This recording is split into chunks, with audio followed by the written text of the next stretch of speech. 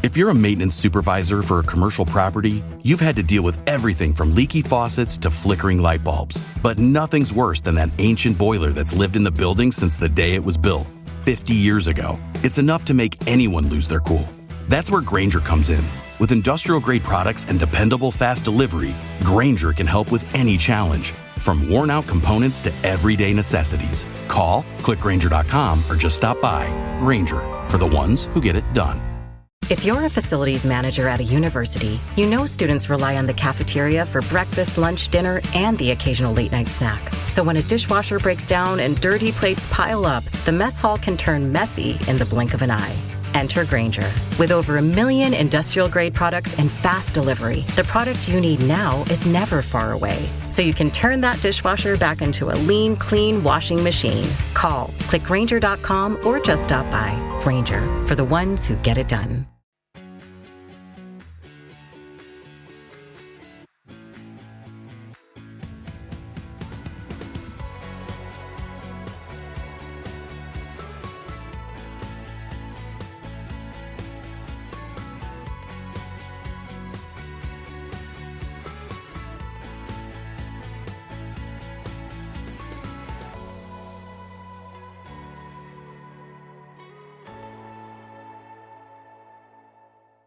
All right. Welcome back, everyone, to the Happily Never After podcast. This week, we have a really special episode. We have brought in a guest for our podcast, Mr. Jason Harris. Welcome, and thank you for being here with us. It's an honor. Thank you for having me. Why don't you tell the listeners a little bit about yourself and what you bring to the table for this podcast? All right. Well, most folks, when I tell them I'm a certified celebrant, they say, "Your what hurts?" Because most folks haven't heard of what a celebrant is. It's a term that comes from New Zealand, and it just means that I speak at funerals professionally. That is one of my greatest passions. And when I tell people that, they're like, "You should probably get another hobby." But I really, really do love people, love helping people celebrate the life of their loved one. Really, the lens through which I view funerals, memorial services, graveside services, and things like that is that of celebration. Almost like an Olympic athlete who's won gold for his country. They have a ceremony, but it's not just about a bunch of pomp and circumstances. Everybody's saying, "Wow, look what you did. Look what you've accomplished. Look at the lives you've inspired." And so I love doing that. About 4 years ago, I wrote a book when we were all sheltering in place. I didn't have much to do. I was single at the time. Well, most people, ate or started home gyms. You actually did something productive. So I love it. Exactly. So I wrote this little book, Good Grief, Celebrate Your Life. And it's kind of based on the celebrations that I've already helped people to realize and accomplish. And so I think that the celebration itself has a whole lot to do with the grief journey. And when people don't celebrate life, they get stuck. They tend to get stuck in their grief. And so, but one thing that I'm also discovering, Kate, is, I went to seminary. So Bible college and seminary, 8 years of preacher training, and discovered that I only had one course, not even one course, one lecture on doing funerals. And that was lumped together with weddings, the Lord's Supper, and one other thing. Did that surprise you? Like, was it shocking to you? Were you expecting there to be more comprehensive training on that? Because I feel like funerals are probably, a good 40 to 60% of the job. Yeah, one would think. I mean, the classic line when you get ordained is, "I can marry him and bury him," right? And so hopefully in that order. Exactly. So weddings and funerals is kind of your, it's like your thing other than just preaching. But no, I think that, preachers are trained to preach, and I love to preach, don't get me wrong. But what I found is that most families, they don't need a sermon at their loved one's funeral. They need a celebration. Right. They need a story. Absolutely. Yeah, I had the unique opportunity because my husband's best friend is also a pastor. Mm. And so we asked her to, lead the celebration, and she did a beautiful job because she knew him so personally. Like they've known each other for, oh God, like 20 plus years. They were very good friends. And so I knew I could just literally hand that over to her. I didn't have to do anything. She led it with anecdotes and with humor and lots of love. And, there was some scripture in there because he was brought up religious and she obviously was, a pastor and very religious, and that felt appropriate, but it was nothing that had those, I don't want to say offensive overtones, but as someone who's not a practicing religious person, it didn't feel like I was stuck sitting in church. It very much felt like he would have, given his blessing for this service. And so, Jay, I don't know about you and how things went with Kim, but how was that planning process for you and doing that preparation for the celebration of life? You know what? There really wasn't much on my end because my my in-laws, my mother-in-law and her friends, they took care of that. They just gave me the bill. That was what that was. But honestly, I kind of understood that because one, that was her daughter. And although Kim and I were married for a long time, you know what? She really wanted to see her daughter off, and the minister of the time of the ceremony happened to be her husband's frat brother. And so it was your mother-in-law's husband's frat brother or Kim's? No, my mother-in-law's husband. I was like, this feels like Spaceballs, where like my mother's brother's hamster's cousin's college roommate. Like my mother-in-law's husband's gotcha. brother. All right. The coffee hasn't kicked in yet. I wasn't following well. Oh, good. But it was, it was a good ceremony because first off, there were a lot of people that were there. I mean, literally over 700 people were there. Wow. And I always say this woman had like an Aretha Franklin funeral. Seriously.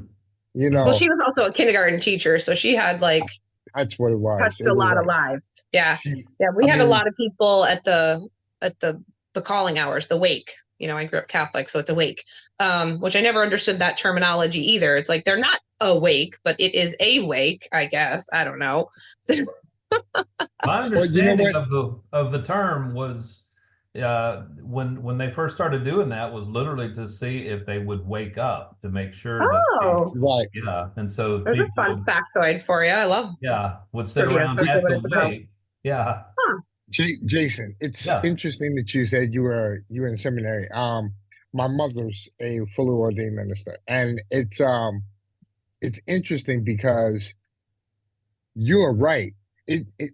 Funerals are on the job training. That's what it is. It's like, I remember when my mother did her first funeral, and she was like, I'm not prepared for this. She actually reached out to other ministers who were more seasoned at the time to do so. I don't know why in seminary they don't necessarily make that a prerequisite, because I think it's similar to other things with death.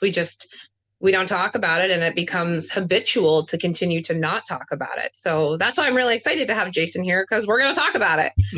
Absolutely. So Jason, what would you say is your approach when you're preparing for a celebration for a family?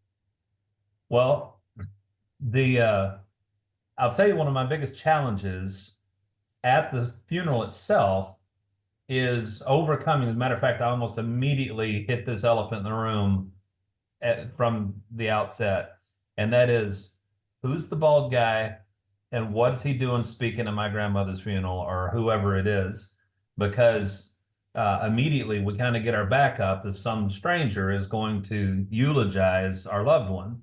And I'm sure there are people listening that, either have had a bad experience or know someone who had a bad experience, when some stranger gets up and mispronounces everyone's name in the obituary, and and it just seems so surreal. I mean, I've often said I don't understand why some pastors have the need to shift into reverend. And What's the difference? well, they get up in there, and it's almost like a role play. I mean, they'll get up and we are gathered here today, Yep. and it just sounds sad and morose, and they sound like a lurch doing a funeral or something. I don't know. It's a lurch. Yeah, Because they're supposed to be sad, insert air quotes here. They're supposed to be, right. sorrowful but I don't agree with that philosophy at all. And Same. Craig always said that he wanted to have a casket covered in bumper stickers and have one of those little propeller hats and be wearing a t-shirt that says "I died and all I got was this crummy t-shirt." Like, he was such that sense of humor guy, which, funny that we ended up just cremating him instead. But I digress. He would be rolling in his grave right now, but he's cremated, so it's more like having a rock tumbler. It's but you know what? Missed opportunity. I should have turned him into a sand timer so he could continue to participate in family game night. But he's still working. You know what, Jason? So he has such a great sense of humor that I think being able to add that component to the celebration is more authentic for families. So I love that you bring that real, you bring their essence into it, and it's not just a script that you're reading, is what it sounds like. Yes, and I'll get into that in just 1 second. Jay, you started to ask a question. Yes, I wanted actually more of a statement. Okay. I love the fact that you consider a funeral more of a celebration, because I speak to people about empowering themselves through their grief. And a big part of that is actually getting them to understand the aspects of celebrating and honoring. What happens is, obviously your mind, your brain is thinking on the emotions of grief and frustration. But the reality is, when you channel your mind to look more of it as a celebratory affair, then you're also shifting the negative aspects of the grief. It's not as morose or morbid in that respect. You're celebrating, like you said, the person's life. You're not upset over their death. More or less. Because a life well lived deserves to be celebrated. Exactly. Wouldn't it just be crazy? I mean, let's go back to the Olympic illustration, because I use it often, but wouldn't it be crazy if an Olympic athlete getting gold for his country, if all they talked about during his medal ceremony is how sad it is that the race is over? Gosh, I mean, this was all so cool, but it's gone now, and now there's not a. But instead, I mean, before the race, if you watch Olympics coverage, they show this athlete when he was 5 and when he first set foot on the track, and when they tell stories about their life, and now look where he is, and look what he's accomplished, or look what she's done, or whoever it is. And so I often use that illustration, and they don't, it's really not about the credential of the person that's celebrating them. It's, they don't get some kind of, I don't even know what would be an equivalent, to a pastor or a preacher to do the medal ceremony, because it's about the person, it's about the athlete. And so, but back to your original question, Kate, as far as 95% of the funerals that I celebrate, that I am a celebrant for, is for someone that I didn't know.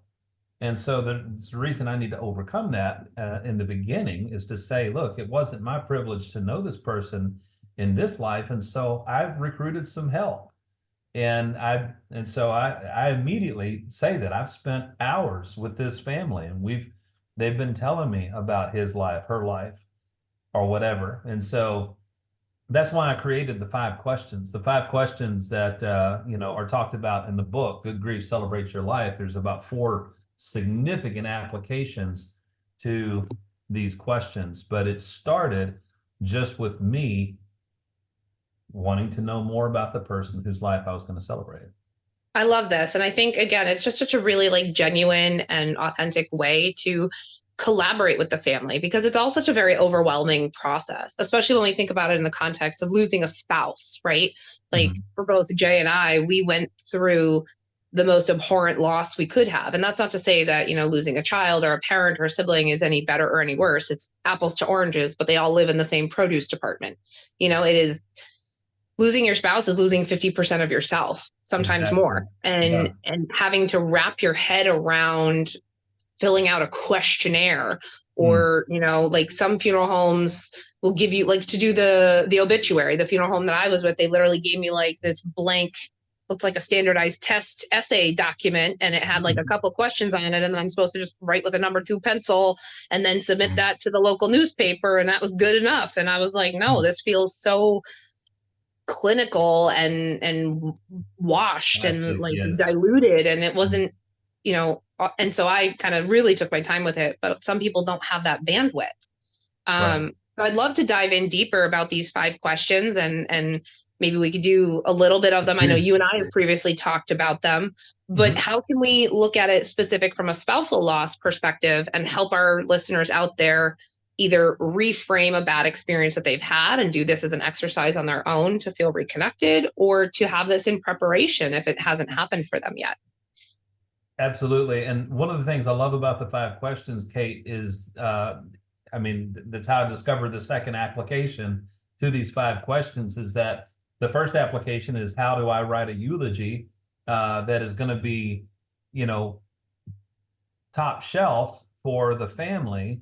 If I didn't know this person, that's the basis for the questions. But I've also discovered that, Kate, if you and I, got on a plane at the same time, and we were seated next to each other, and I didn't know you at all, I'm going to get to know you. That's just who I am. I'm that guy. Yes. Unless you put the earbuds in and stare out your window and like, leave me alone. And then you'll give them like, what, 5 minutes before you're tapping on their should? I might, I might wait for the food cart to come around or something like that. But no, what I've discovered when people ask me what I do, and I tell them, well, it's going to sound strange, but I love speaking at funerals. I'm a certified celebrant, and I do a lot of aftercare, that is grief support. And that no sooner falls out of my mouth than the person that I'm talking to will almost always say, wow, where were you 2 years ago when my mother died? They will tell me about somebody they lost almost every single time, without exception.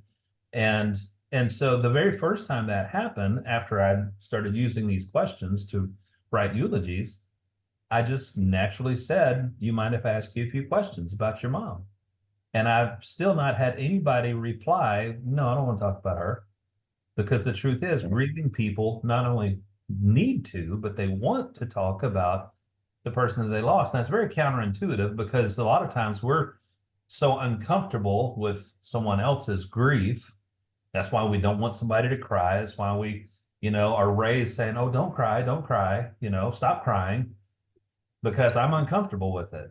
And then I feel like I've got to put a silver lining on your grief. And that's when we say stupid things like, well, at least, and then in the blank, at least she's not suffering anymore. At least she lived for 78 years, at least whatever. And it's all in God's hands now. And so for someone who's not religious, when I hear people say those religious platitudes, it's almost more reaffirming to why I'm not religious. So I know you're in the middle of answering a question, but before I forget, because the ADHD is real today, put a pin in it and circle back. Like, how do you work with families who aren't overtly religious and may have that, pushback against their preacher, reverend, or not wanting scripture, or whatever those feelings of religious pressures are?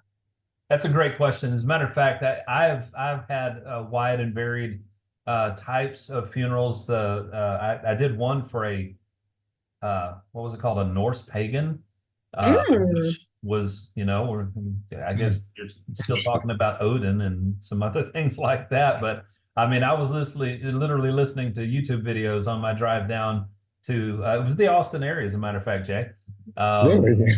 where I did, it was Killeen, actually.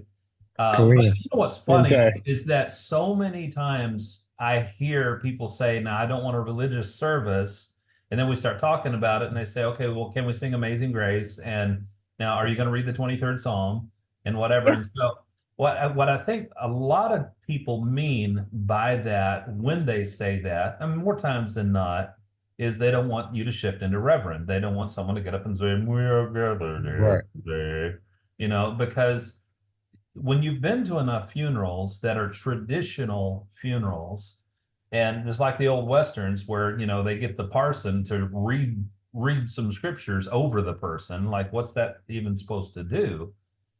And so they don't want just a ritual performed. They want, what they're saying is, I want to celebrate my loved one. I want to celebrate. We want to talk about the good times and not just how terribly sad it is that he or she is not here anymore. And so that is why. So yeah, let's just jump into the questions that I asked, because I begin with a very, as a matter of fact, Jay, I don't mean to put you on the spot. Is it okay if we talk about your wife? Please go right ahead.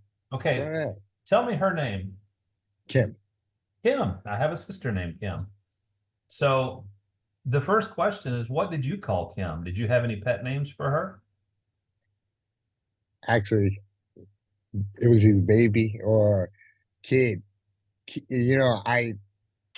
like a baby goat kid, Like what's up, kid? or Kit, like the Knight Rider kid. car. No, KID. Oh, what I'm kid, saying? got it. What's up, kid? How you feeling? I love that. mean, that's how we met each other when we were 18. And You were kids.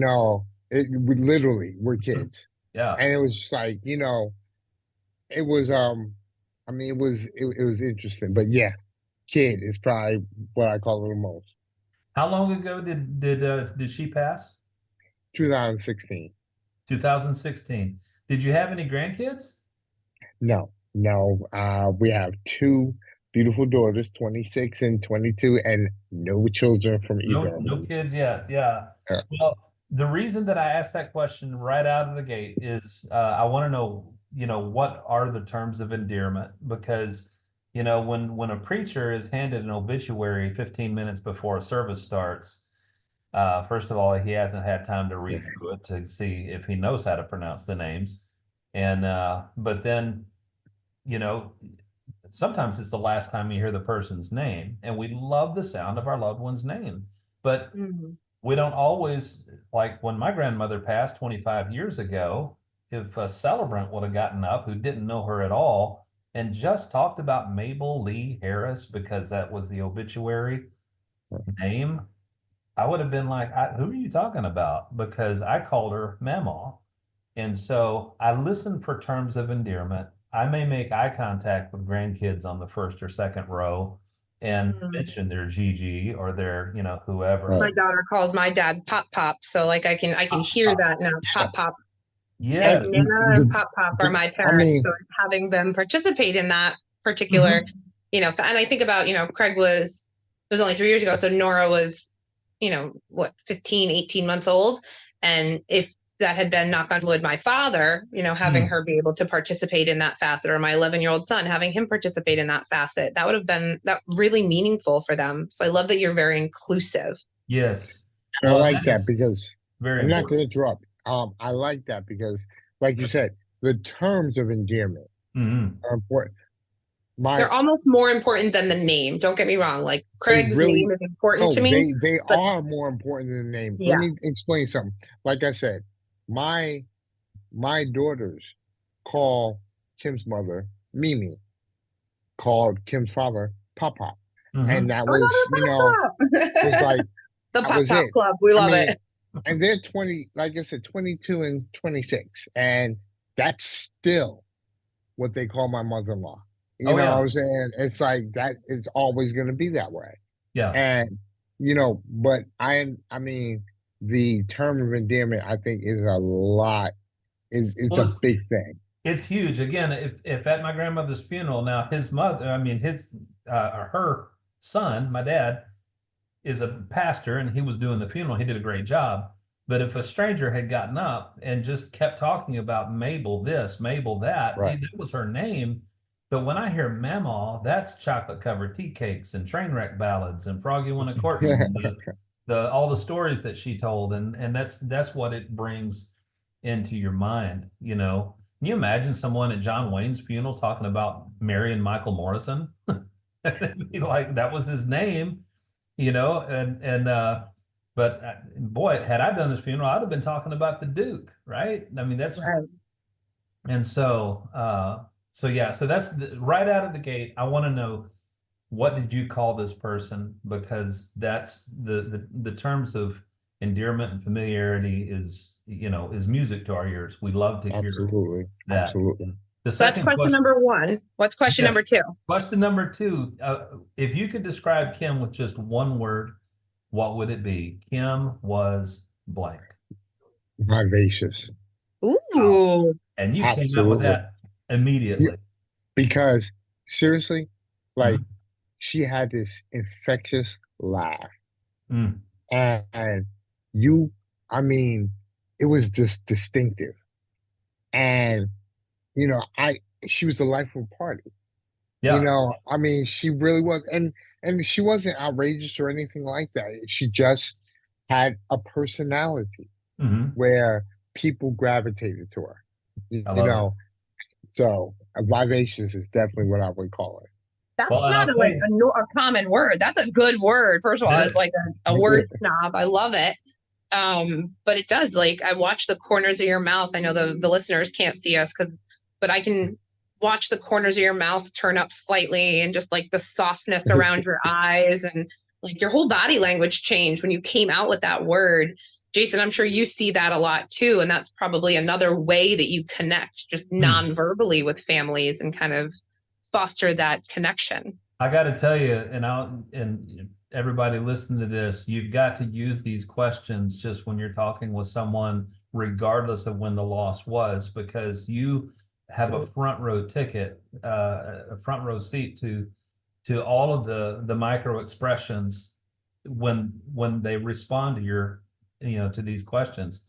And what I love about just asking for one word, I can literally ask 10 family members that question and even ask them to write it down and then say, give me your answers. And it is literally, I'll get 10 different answers. And they're all right. Every one of them are correct.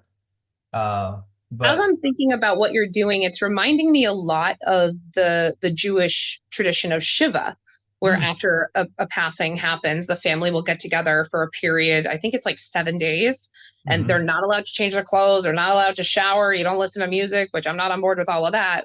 No judgment. You guys do you, but like that doesn't work for me. But literally the purpose is to sit together. And I know my producer is listening and he is Jewish, so I'm going to get some like corrections and comments about this. So Eric, I love you, and please feel free to educate me appropriately. But the Shiva, the purpose is they get together and they just commiserate. They share stories and anecdotes, and they talk as a family, as a collective, because it's more than just the immediate family. There's drop-in hours for other families, I believe, like cousins, aunts, uncles, whatever. And it's that respected, dedicated time immediately following the death. And what you're doing is you're fostering that same type of collaborative reflection with these families, even though you're only doing it over a period of a couple of hours. Yeah. But you're still fostering that collective come together, moment where they can foster support and feel that community in an otherwise isolating experience. And what a beautiful gift you're giving that family. Well, and here's the fun part. What I've recognized over the years is that people show up to a funeral with a certain expectation. They are coming to a sad, morose, somber occasion, and they believe that's what this is going to be. This is going to be sad. This is going to be, we're going to come and watch. They don't know that they're coming to participate.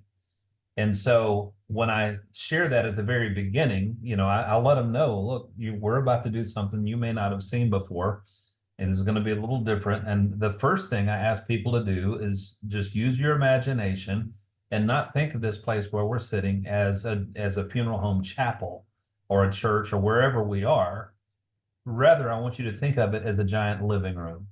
And we're sitting here with this family today, and we're going to celebrate their mom, their whoever, See, we're going to. I love that, Jason. I mean, seriously, because we, especially in the Christian tradition, it's the biggest thing is the ceremony it has to be kind of morbid. It has to be, like the whole end of life thought process, but it's interesting you chose the words "it has to be." Just going to throw that out there. Well, I'm just going to challenge our thinking here. It doesn't have to be sad. No, it does, but it is traditionally, habitually. Let me explain something. It does not have to be. The issue is that it traditionally has been. Absolutely. And because it traditionally has been, so many people, like you said before, they think they're coming in to celebrate the most morbid aspect of a situation. And when you come in with the celebratory aspect, that changes the game. My name is Nick Jason Harris. I go by my middle name. And if someone got up to do my funeral who didn't know me and they were just handed my obituary moments before the service started, they would naturally believe, well, this is Nick, because that's my first name. And if they continue to talk about, well, I understand Nick went to seminary and Nick did this and Nick did that, people would be looking at each other saying, who's he talking about? And so, but here's the beautiful part of, after I've told everybody, we're going to think of this place as a giant living room, it doesn't really sink in until I get to the questions and say, the first question I asked this family is, what did you call this person? And we start, but then what shifts, this is beautiful. I love this when I say, then I asked, if you could describe Kim with just one word, what would it be? And the first thing that fell out of Jay's mouth, just without even having to think for a moment, was vivacious.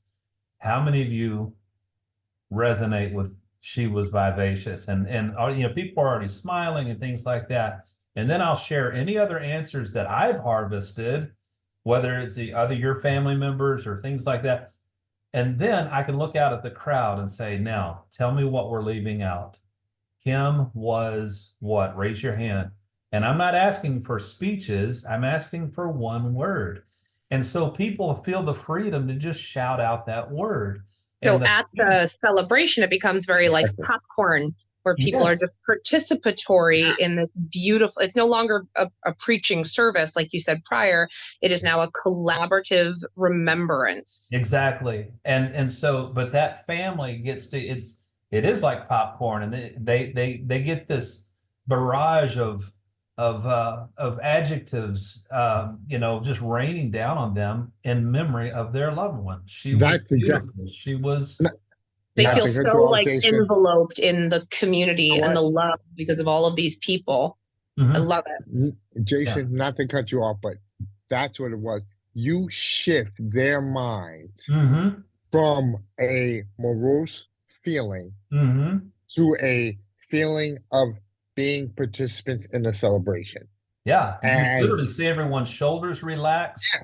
People start smiling, and then they start planting their tongue firmly in their cheek, and they'll start saying things like, well, she was sassy, or she was stubborn, or she was whatever.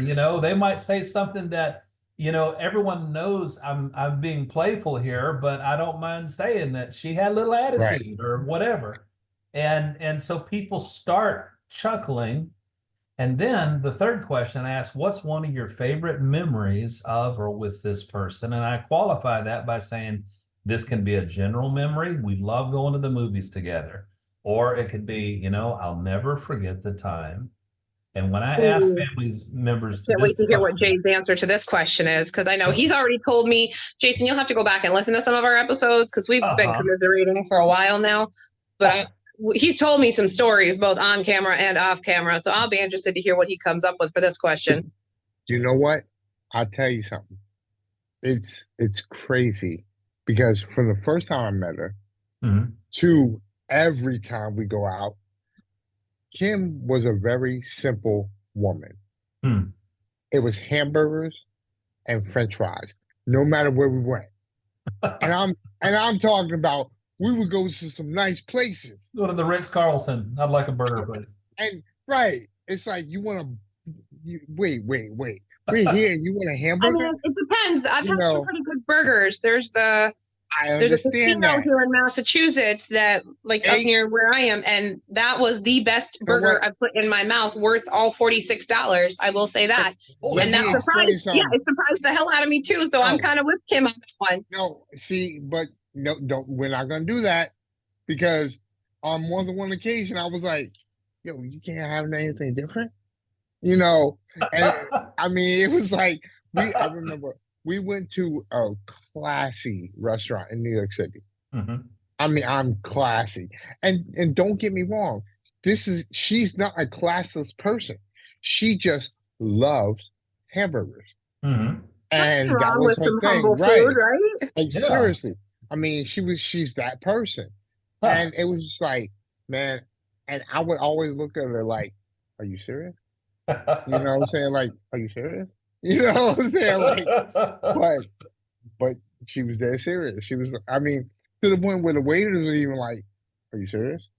You know what I'm saying? It's like, But and I tell you, Jay, it's bad when you go to a 3 Michelin star restaurant and the waiters are like, are you sure? Like, that's bad. Or when they remember your order, like if you go to a nice restaurant, they're like, and you'll have the hamburger, right? Exactly. I tell you, and had I been doing if I'd have been the celebrant at Kim's funeral, I would have strongly recommended to the family that we do some tailgating at the gravesite. Or that we bring out a hibachi grill and we'd all have burgers at That is awesome. Yeah. That's awesome. Because you know what? Let me tell you something. Everybody knew she was a straight burger fan. That was her thing. Burgers and fries.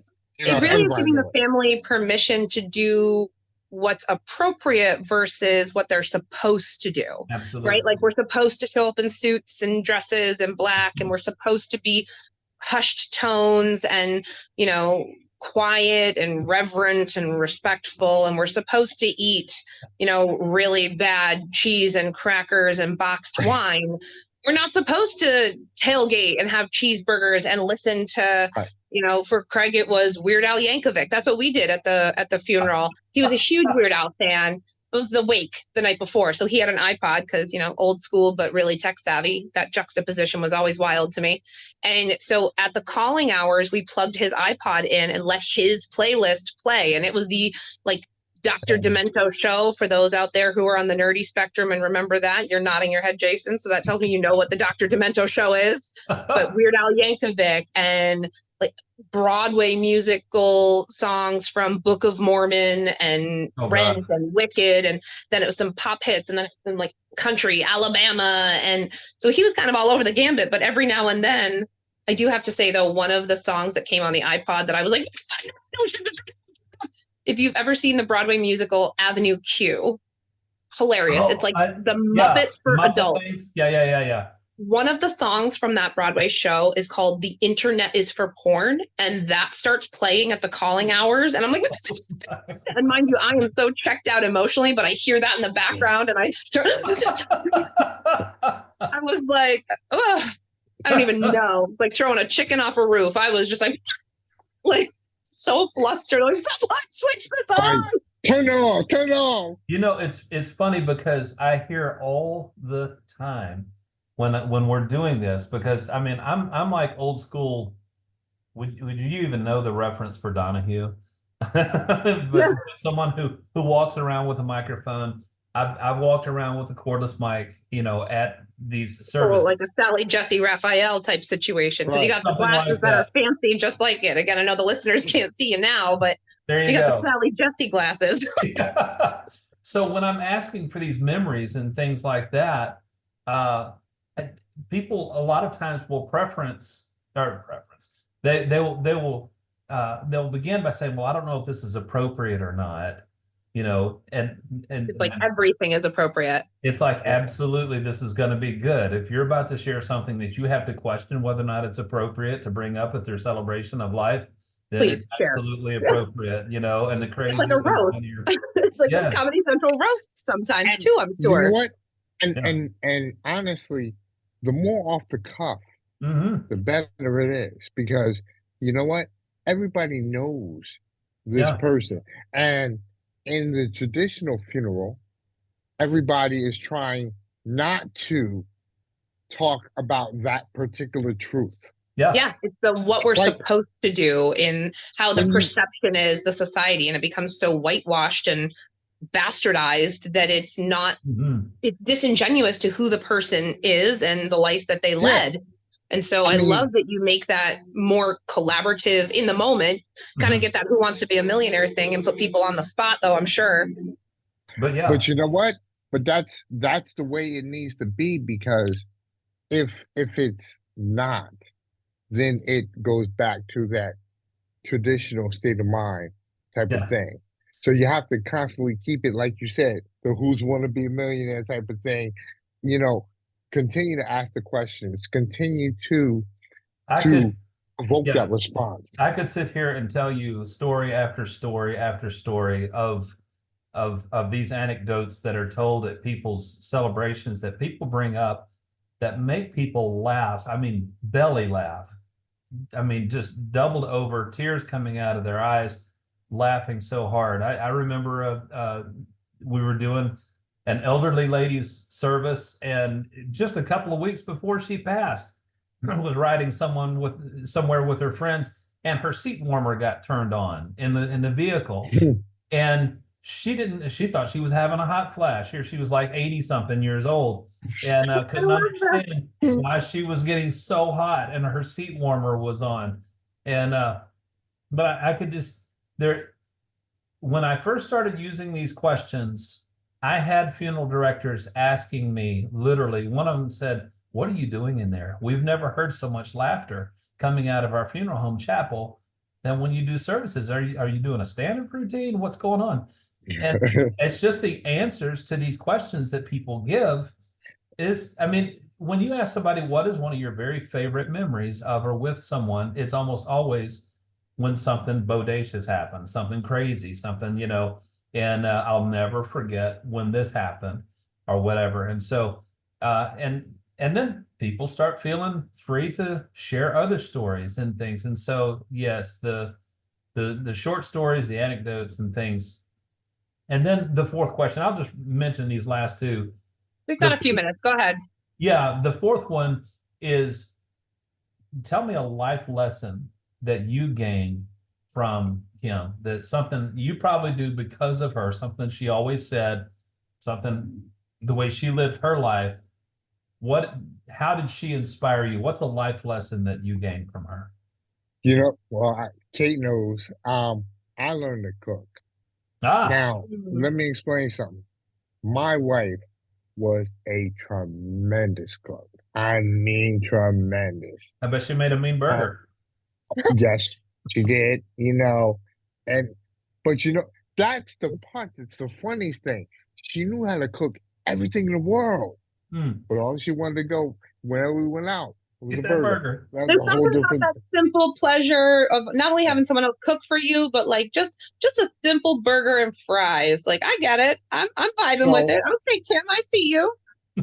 but seriously, it was just like, what was interesting was I learned to cook on. It was kind of, I don't want to say on accident, but I was for like 6 weeks after Kim died, all me and my youngest daughter, my oldest one was in college. All me and my youngest was doing was eating fast food, eating takeout, eating what I call quote Eating unquote burgers, fast food healthy burgers. food.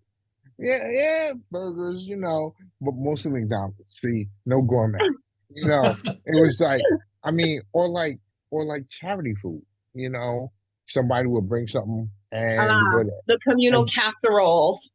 one day, one day, I told Kate this. One day, my daughter came in because I had a friend of mine, a neighbor, had made a lasagna. My daughter comes in from soccer and she was totally like hungry. She was like, Daddy, I need something to eat. So I cut up a lasagna. I'm thinking I'm my hero. She's looked she's looked at me and said, I can't say this on the air, but she But if was you don't like, effing, right. She was just like, yeah, I'm going to kill somebody. I mean, and I was just like, now how old was she? okay, 13.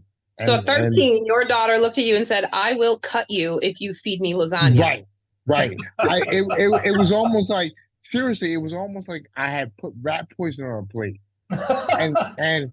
And but then, Like, man, if you want to live to see tomorrow, you better get this out of here. but you know what? From there, we debated, and we finally went to the grocery store, and we made tacos. That was my very first like real meal cooking, and we had a great time. And what was interesting was, like I tell Kate, listen, in 6 weeks, I hadn't seen that kid smile or laugh or anything since her mom died. But that night, when we were cooking and having fun, you know what? I saw that kid come back. And so I said to myself, I'm going to learn how to do this. I found my wife's old recipe books. I found all kinds of stuff, you know, and now I cook all the time. I don't even eat much fast food anymore. I mean, it's just like, you know, I stopped eating beef, stopped eating pork. You know, That was I the eat a lot more catalyst for a healthier. completely different lifestyle for you. Really, it really was. It was, it gave me. I know Kim would be proud. Kim would look and I think her first question would be like, "Why didn't you learn this earlier?" Her second What question, the hell? right? Her Because second when you question, say it was your first go with cooking, you mean like literally, like you would I burn mean, water. seriously, like, yes, I told Kate, I said my running line was, "Look, man, I would burn water." Was that guy? Yeah. You know what I'm saying? But and then once I got into it, what was interesting about it was it ended up being therapeutic, but that's a whole different, thing. But Yeah. that's what I No, learned. And I think, Jason, you have a really unique opportunity as families because that, Jay, is a beautiful story. And it's a story that happened after Kim passed. Jason, you're getting the stories and memories from, the relationship before the person passed. So like, what a beautiful invitation to like look into the window of their lives. Again, I think about it from the spouse perspective. Like, I know when you and I talked previously, I was able to share some like really incredible memories that I had even temporarily forgot about. The jelly donut story, my favorite one. And so being able to hold up. If you're gonna go there, same. Now let me explain something. I couldn't stand jelly donut until all Kim would bring from Dunkin' Donuts. The jelly donut story. I haven't told you that, Jay? No. All right, so we're gonna do this real quick. Buckle up. So Craig, as a teenager, there wasn't much to do. He grew up in a really rural, small town, Stafford Springs, and he was only one of two of the like 4 or 5 friends to have their licenses, and so they would take turns driving around on the weekends, doing whatever. So him and a bunch of friends got the wild idea one time, like, hey, let's go hit the donut dip and get some donuts. And so they went and they got a dozen jelly donuts. And then they decided they were going to go driving on the highway. And they would motion to other cars to roll your window down. And they would like do the pantomime. And of course, the person driving next to them is like, what? And they're like, roll your window down. And so finally they'd roll the window down. Craig, sitting in the passenger seat, would say, do you want a donut? And it's, what? And then he would hold up the box of donuts. And of course, everybody says yes to a free donut. So they would like and furious this stuff and pace the cars next to each other.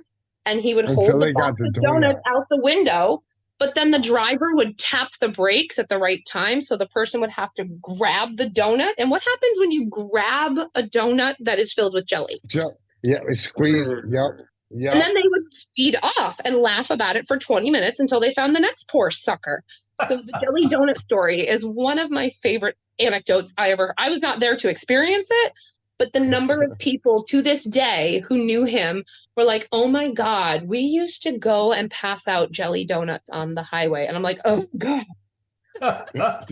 So Kate, had I done a testament to his like sense of humor and his character and how fun he was. That's funny. You'll see, Kate, had I done Craig's service, we would have had. We would be passing out jelly donuts. Yes, he absolutely would have had jelly donuts for everybody.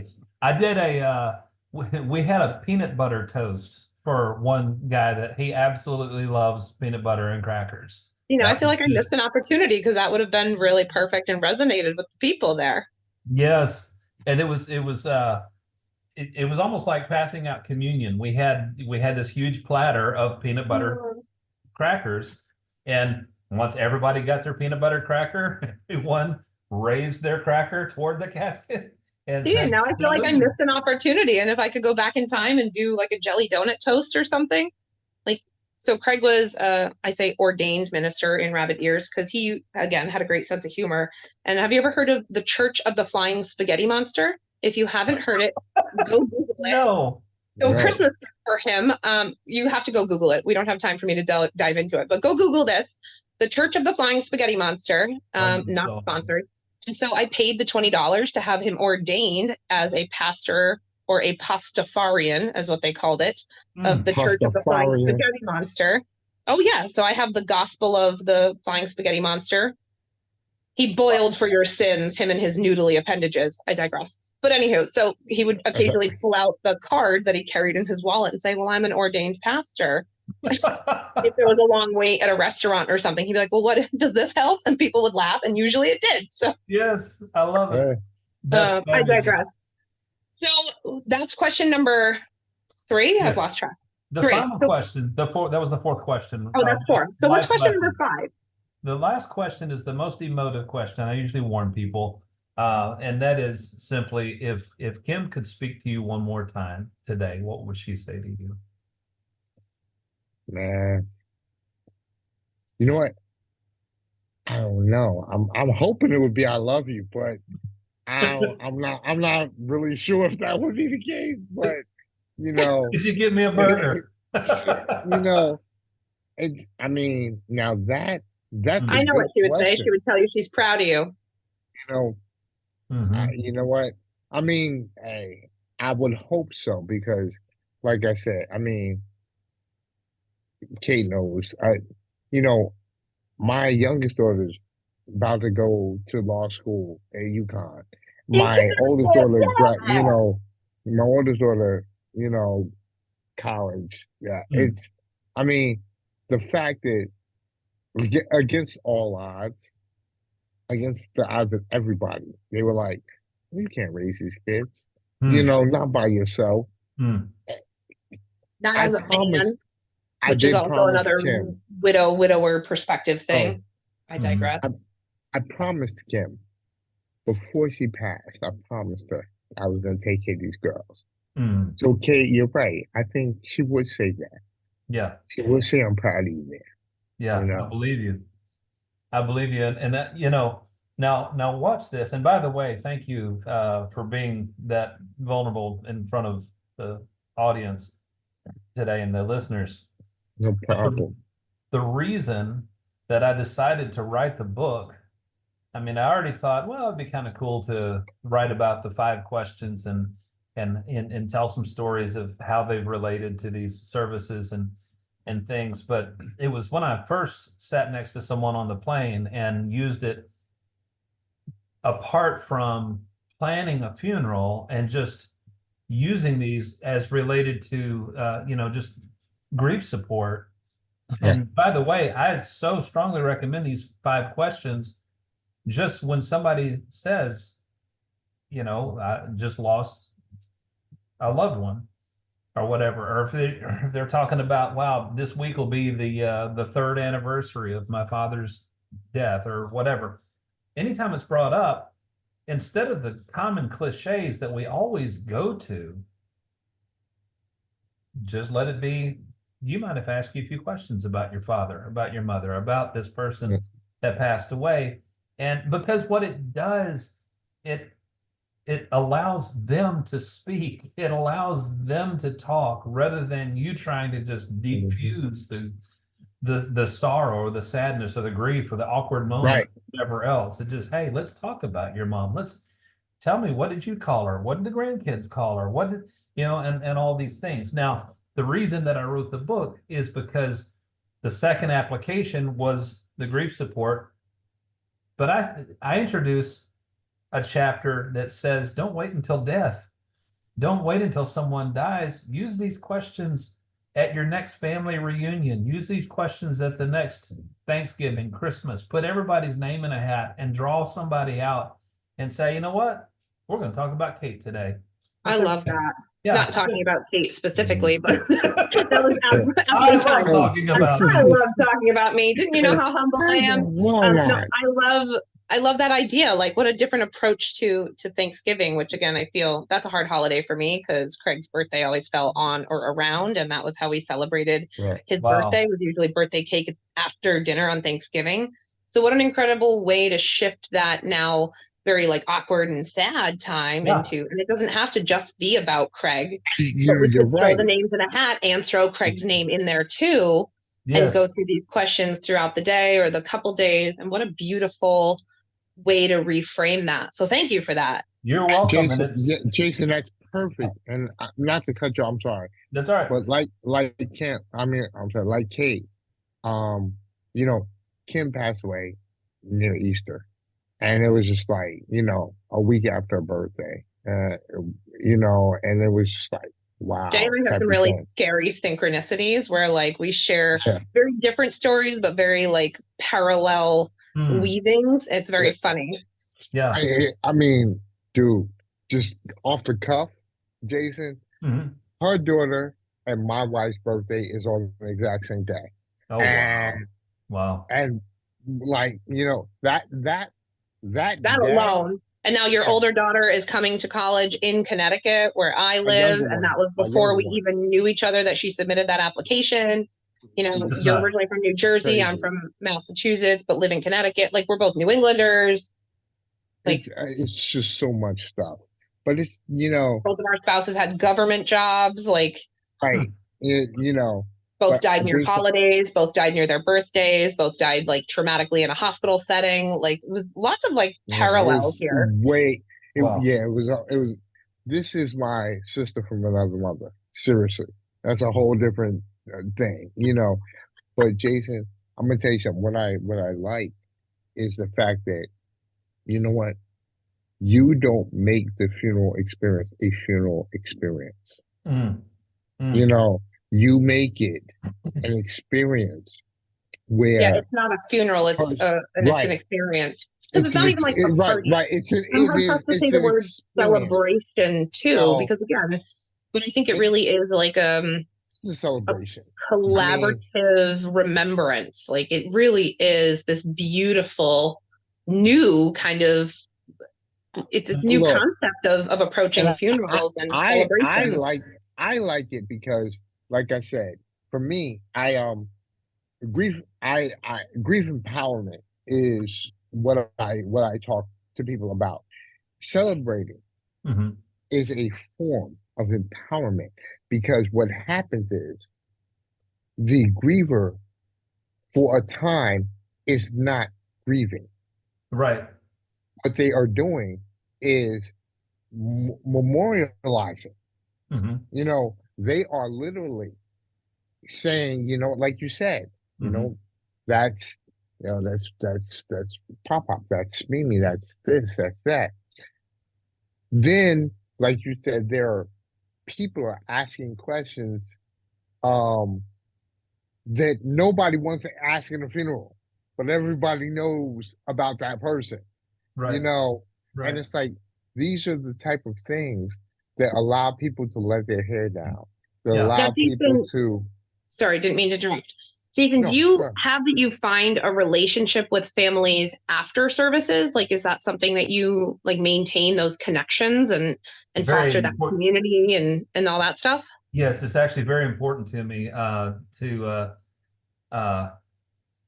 even on the 1 year anniversary of either the Right. service or their loved one's death. I've got one coming up. As a matter of fact, we haven't talked about matchboxes yet, but this is Janelle King, and she passed May the 21st of last year. So that's coming up just in about 3 weeks. And I'll reach out to this family and say, gosh, I can't believe it's been a year. That sort of thing. I just want you to know I'm still here. I'm thinking about you.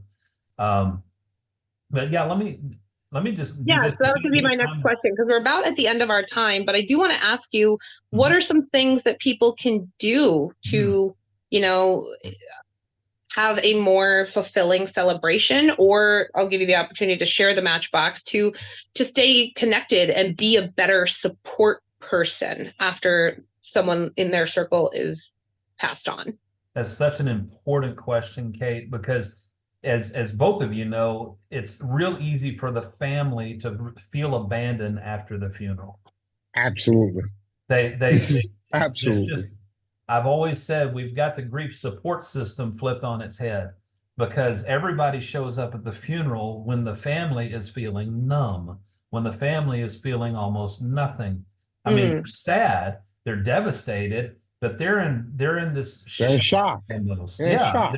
they're wanting to wake up from a bad dream, and so they're on autopilot, and so it's almost like in this, you know, bubble, echoey kind of dreamlike, that they're hearing things, processing things, and they know that they've said 100 times at a funeral, thank you for coming, thank you for being here. They're saying this to faces as they appear in front of them. But 2 weeks after a funeral, they couldn't name Nobody's 5 around. people that were at the service. That's why we give them a book. I have no idea who was there. Like, I have a handful that I know, like, you know, his kids and a couple like friends. But if you ask me to list names, I would get like maybe 6 out, and then I'd be like, I don't know, but I know more than 6 people showed up. I have no idea. That's why the funeral home gives you a book full of everyone's signature. Trust me. I think people remember to sign the book, because if you don't have, it's like a wedding. If you don't have someone standing there like, sign the guest book, does everybody sign it? That's a tradition that's going away as we move into a newer world. So not everyone does the guest book, or they do the digital comment section on the funeral home's website or what have you, which is all fine and dandy. But I love that you do this matchbook thing, because I think it's just another way to help reaffirm that connection, and it takes the obligation off of the griever and puts it back into the hands of the support person. So why don't you tell us about the matchbook? So let's tell us about the matchbook. Let me just explain it real quick. Something I started doing about 5 years ago. I can get a 10-pack of these matchboxes from Walmart for 97 cents. And then I've got a little template on my computer that I can make labels that fit perfectly on the front and the back. And so on the front of the matchbox, I will have a photograph of the loved one who has passed. And on the back, there's some, just personalized things. If someone loves photography, I did a photographer's funeral just recently. And so there was, a little character taking pictures, and there was a yoga pose, and there was a wakeboard or something like that, a paddleboard. But that's really kind of superfluous. It's just customized, to represent who they are. Yeah. And so, but I'll get up at the end of a service, and I will address the crowd of people who came, and they say, I'm going to tell you, on behalf of this family today, I want to thank all of you for being here. Some of you took off work to be here today, and they really appreciate your presence. But I'm going to tell you something you may or may not know. They really don't know you're here. And I'll say that right in front of the family. And I'll tell them, look, in just a couple of weeks, if I ask anybody on these first 4 or 5 rows, name me 5 people who were at the service, I said, I'm going to get deer in the headlights. And I said, it's not because they don't appreciate you being here. They just don't know you're here. And so here's what I want you to do. You realize that this family is about to go through an entire year of firsts. My goodness, in a couple of weeks is going to be Mother's Day. And that's going to be tough for anyone who's lost a mother, especially. You know, after that, we got the grads and the dads. You know, we got the graduations where you might have a senior in high school who is not going to have their grandmother there present, and they wanted her to be there and whatever. But all of these experiences, your first birthday, your first, Thanksgiving, Christmas, all these times, that's when all the crowd of people that is here today, they're all going to be gone. They're all going to be back to their lives. So I want you to take one of these matchboxes home, put it in your kitchen junk drawer, because I know you got one. Everybody has one. Some of you have Some people have more than one, right? Right. This is my row of junk drawers. So throughout the year, when you go to light birthday candles for a kid, nephew, or your son or grandson or whatever, if you're gonna light dinner candles before you enjoy your hamburger, if you are going to have a fire in the fireplace or whatever, even if you are just going for that pair of scissors or a roll of tape, and you roll that drawer out and you see her looking up at you, you don't need the matchbox to remember the person. I want you to reach out to her spouse. I want you to reach out to her children, to her sister, to her someone on these first 4 rows, and just say, hey, you remember those matchboxes that weird bald guy gave us at your mother's funeral? We just used those today, and I want you to know we really miss her. And I tell people at the funeral, I do a little education here. I tell them, look, if you're going to say something stupid, I tell them, if you're going to say something stupid or insensitive to the family, then you don't get a matchbox. You just let it. Like if you're going to gnaw on some shoe leather, then you don't get one. That's right. That's exactly right. So if you plan on saying anything that starts with at least, you don't get a matchbox. All I want you to say. And if you're going to follow the call up with, well, if you need anything. Exactly. You also don't get a matchbox. So don't ask it, just do it. Yeah.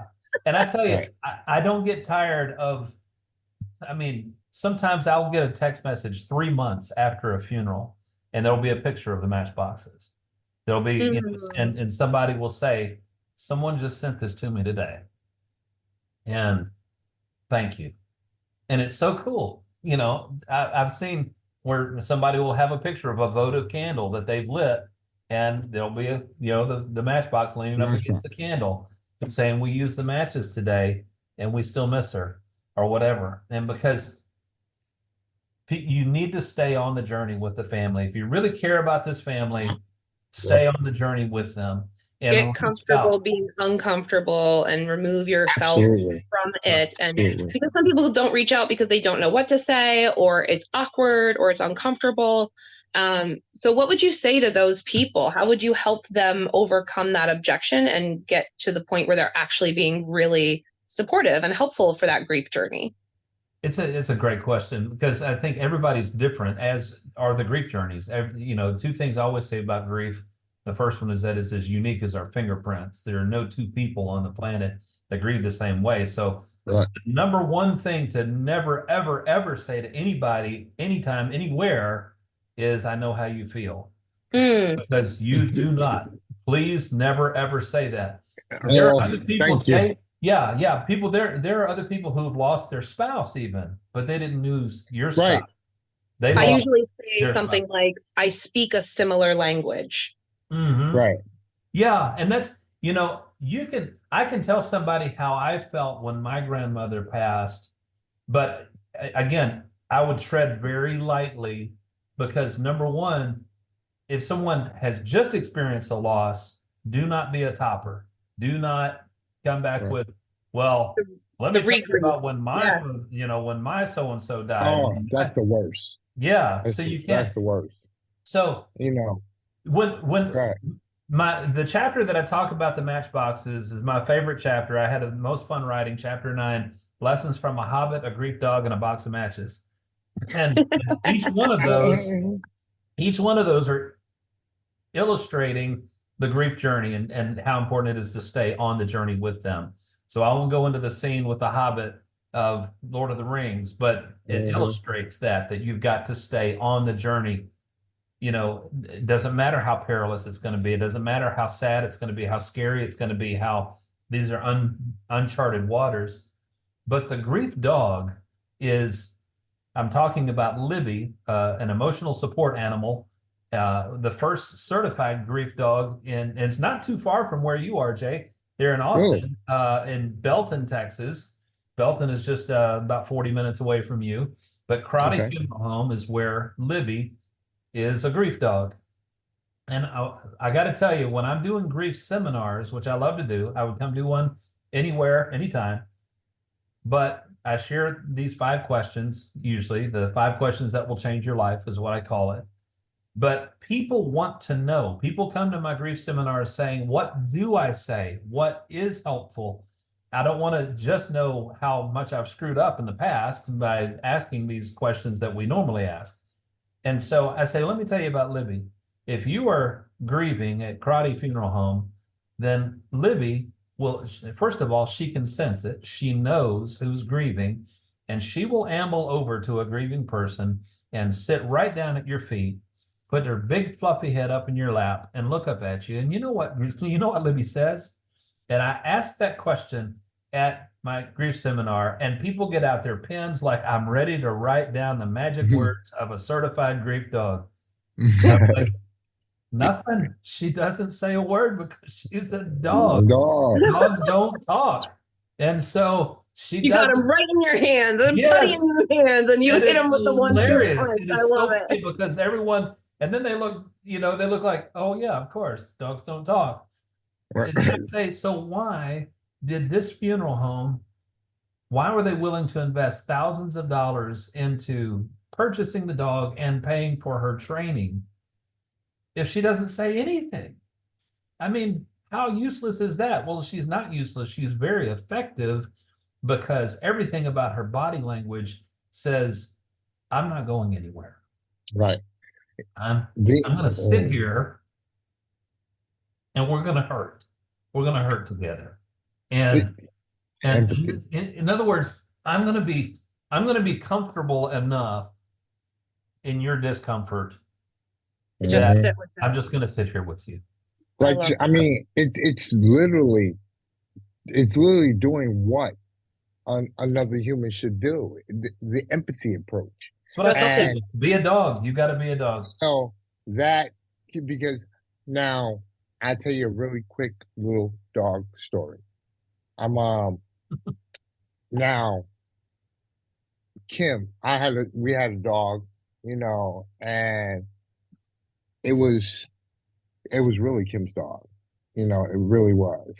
And it was just like Spanky. It was crazy because when Kim was in the hospital, I was having to walk him and, walk him, feed him, everything. We are walking one day and he literally just stops we're on the curb going down to my house. He just stops and looks at me. And I knew what he wanted. I knew.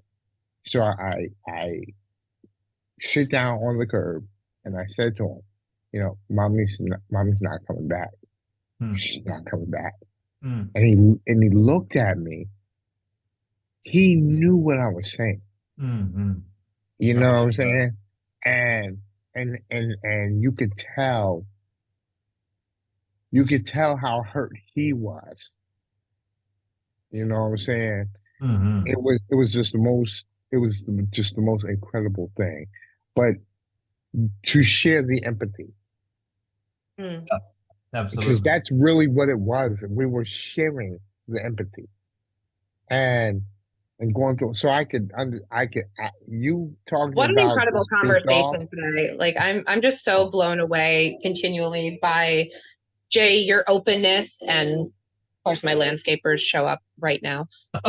Jay, your openness, and Jason, your unique philosophy and this gift that you're bringing to the world, and how we're going to change the approach to putting on a funeral and celebrating people and remembering people. And so before we go, tell the listeners where they can find you. Where are you, and how do they buy your book and follow along? That's what I was going to ask, because I want to buy a copy.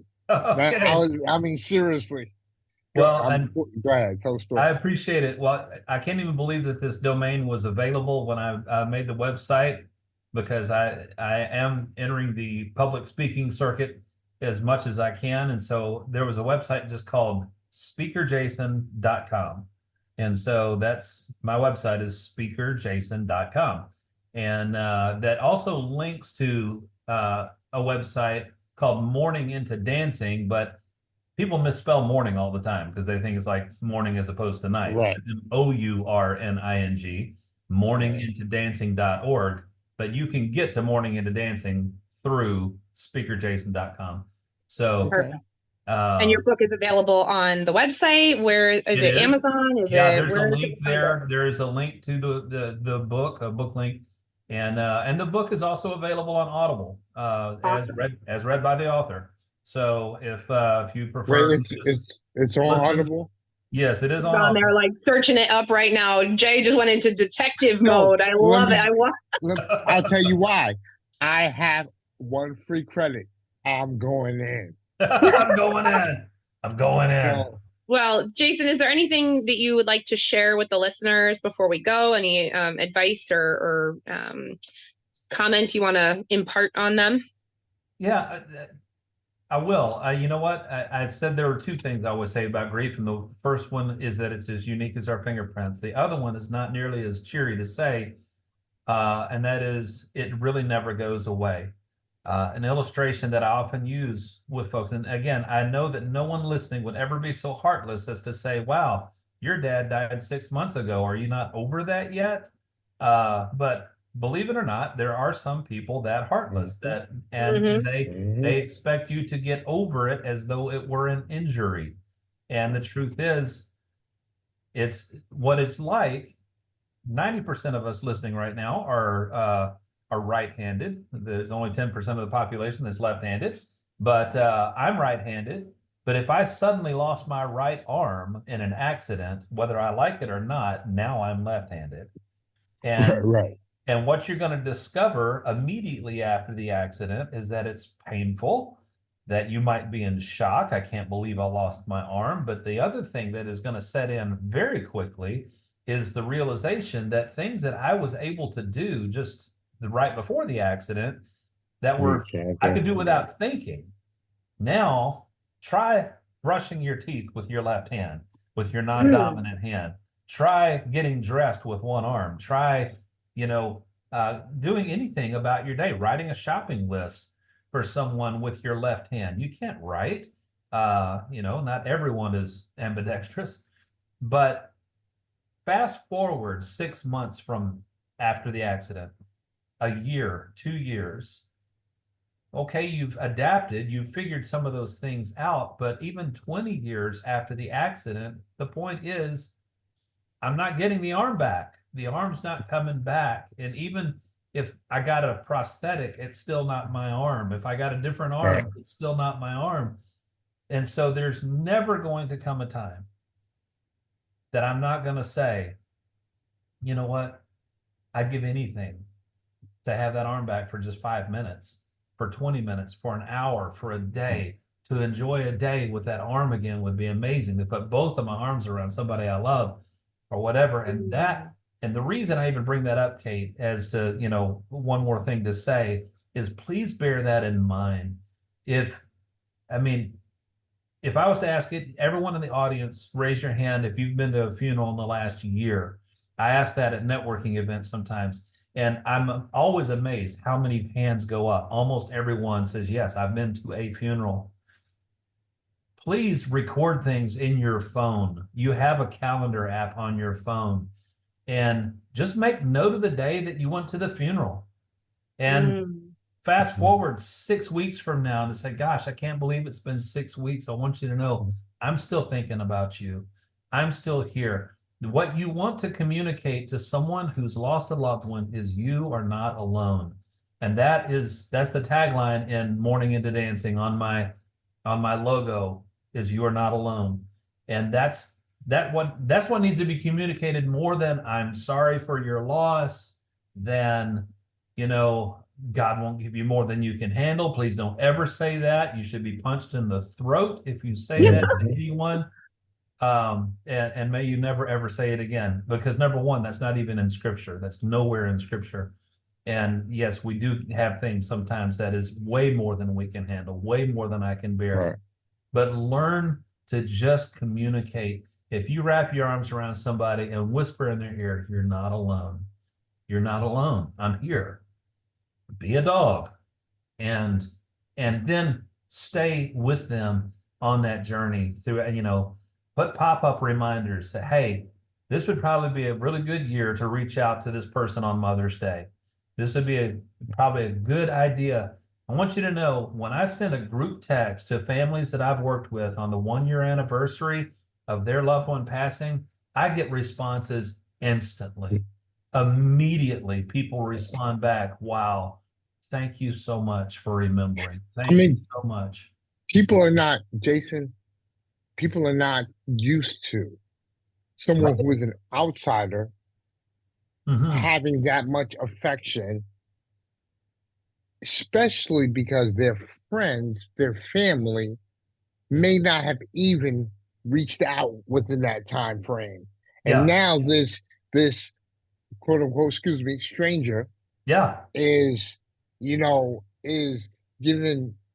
my family the platitudes that we would have wanted from our friends. From our family. So it's great. Jason, just say, before we pay go, attention. Before we go, please tell the audience the name of your book again and where they can reach out to you. Okay. It is called Good Grief. Celebrate Your Life. There are already 2 or 3 books out there called Good Grief. It made me sad because I think that's a really clever title. Because we usually don't think of grief as a good thing, but it can be. Grief is necessary. Grief is absolutely the price of love. And you love much, you grieve much. And it's also very appropriate. Never tell anybody not to cry at someone's funeral. Jesus wept, for crying out loud. And and no pun intended, he was crying out loud. And so I thought it. I didn't say it. I thought it. He was crying out loud. We're crying out loud. I'm doing it. I am. That's what I'm doing. That's what I'm doing right now. And so we grieve much, but it's necessary when you're able to celebrate someone's life. Then the grief journey is at least, it's okay to laugh along the way. Laughter through tears is a very, very healing emotion. And so that's what I love about the services, that I offer, because not only do I get the comments from the funeral directors saying we've never heard so much laughter coming out of our chapel, I equally love it, maybe even a little bit more, when 70 and 80-year-old people come up to me after a funeral service and say, I need to tell you something. I've been to funerals for the last 50 years of my life, and I've never seen anything like I saw today. I've never heard anything like what I heard today. And this isn't rocket science. It is innovative. I think it is something that we don't normally do. But I tell you, I can't even begin to tell you how rewarding it is when people are still talking about a life celebration 5 years after the fact. And I'm still really good friends with a family that's in this book, that it'll be 5 years this coming October that James Alexander Knight, that we celebrated his life. And you can read about it, but yes, I would, but I'll tell you this too. Everyone who's listening, be watching, because what's coming very soon, and who knows, maybe even to Connecticut in August. But I am wanting to teach people to do funerals the way that I do funerals. So I'm rolling out a certification course where people can become celebrants. You don't have to be an ordained minister. You have to be someone who cares about people. And if you would, and here's the thing, is if you are a celebrant for a service at a funeral home, many times you're paid by the funeral home. And so, you want a side hustle and you really love helping people, you can become a certified celebrant. And the course that I'm designing can be taken in a single day. And so I'm not talking about 6 weeks or, a semester or anything like that. it'll be like from 9 o'clock to 3 o'clock on any given day. And I love that. It can probably be done online. And so I'm hoping to have webinars and whatnot where people can just purchase. Well, definitely keep us posted about those details, because as that rolls out, we can share that with our listeners and our audience. We are at the end of our time today. Yep, okay. And I do want to thank everyone for joining us and listening for this extended episode and this really incredible conversation. So please, to our listeners, head on over to Jason's site. We will put all of his information in the description on our podcast platform. And I want to say thank you to everyone for joining us. And thank you, Jason, for being here and sharing your perspective. Jason, thank you so much. Yeah. Yes, So I'll be on a summit May the 2nd, and I will send you the description for that as well. So it's fantastic. Yeah, we can share that out to our listeners as well. Well, everyone, I hope that you enjoyed this episode. And I am Kate. I'm Jay. And we have Jason Harris with us. Until next time, guys, thank you so much. All right. Thank you. You've been listening to Happily Never After, part of the Xvadio podcast network. You can catch every episode of Happily Never After, as well as the rest of the network, at xvadio.com, the Apple Podcasts app, Google Podcasts, Spotify, iHeartRadio, Audible, Amazon Music, and wherever you find podcasts.